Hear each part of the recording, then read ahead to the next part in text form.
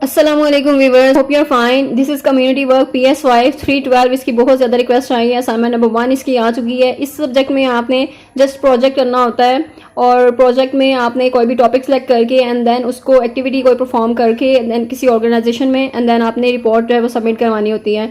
सो इसका जो क्वेश्चन है, जो डिमांड है इसकी, वो उसको रीड आउट करें। सिंपल जो आपने कोई भी प्रोजेक्ट वगैरह जो इनलिस्ट किया गया है आपके लेसन नंबर 2 में या फिर कहीं पे भी, और provide the rational behind choosing the project. यानी फर्स्ट ऑफ ऑल आपने प्रोजेक्ट चूज करना है, कोई भी टॉपिक चूज करना है जो लेसन नंबर 2 में आपके मैंशनड है, या उसके पीछे फिर आपने बताना है कि इसको चूज करने के पीछे क्या लॉजिक है, आपने क्यों ये चूज किया है और रैशनल क्या है।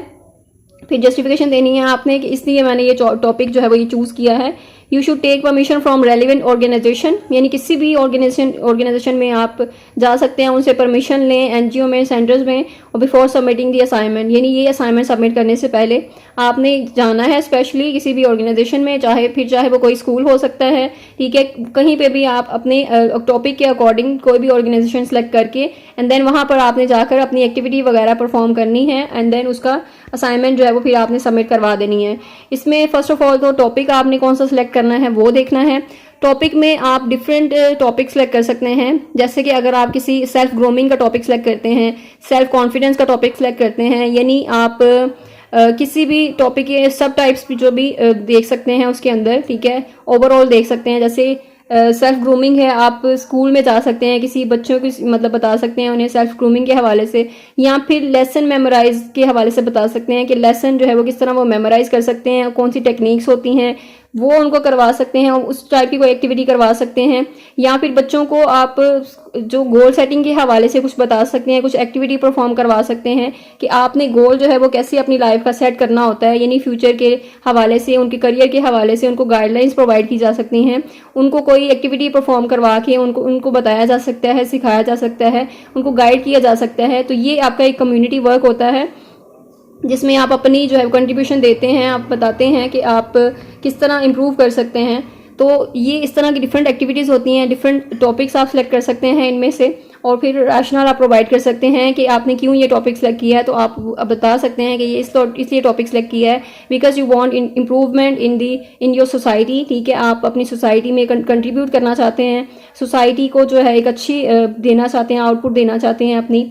तो ये सारी चीज़ें रैशनल आप इस तरह प्रोवाइड कर सकते हैं, लॉजिक प्रोवाइड कर सकते हैं कि आपने ये टॉपिक इसलिए सेलेक्ट किया कि आप अगर गोल सेटिंग का टॉपिक सेलेक्ट किया है कि गोल कैसे सेट करना है अपनी लाइफ का, या बच्चों को बताना है आपने छोटे छोटे गोल्स आपने लाइफ में कैसे सेलेक्ट करने हैं, कैसे चूज करने हैं। यानी एक गोल सेट किया कि आपने होमवर्क जो है वो इतने टाइम पे कंप्लीट कर लेना है एंड देन आपने इतने टाइम की स्टडी करनी है। तो ये जो छोटे छोटे गोल्स हैं जो आप एवरीडे जो लाइफ में अपनी अकॉम्प्लिश करते हैं, तो इनकी कितनी इंपॉर्टेंस है, ठीक है। और इस तरह जो आप बिग गोल्स हैं अपनी लाइफ के उसको किस तरह सेट कर सकते हैं, और ये शॉर्ट गोल्स हैं कितने इंपॉर्टेंट हैं, इस पे आप अपनी एक्टिविटीज़ करवा सकते हैं। नेट पे आप सर्च कर सकते हैं उस पर कि कैसी कैसी एक्टिविटीज़ होती हैं, बच्चों को एक्टिविटीज़ करवाई जाती हैं, एक उनको देने के लिए, एक पॉइंट ऑफ व्यू देने के लिए, ठीक है, एक लॉजिक समझाने के लिए किसी चीज़ के पीछे, और उनकी इम्प्रूवमेंट के लिए कि जो चीज़ उनको फ्यूचर में काम आएगी, ठीक है, या फिर अभी उनको काम आएगी या उनके प्रेजेंट को इम्प्रूव कर देगी।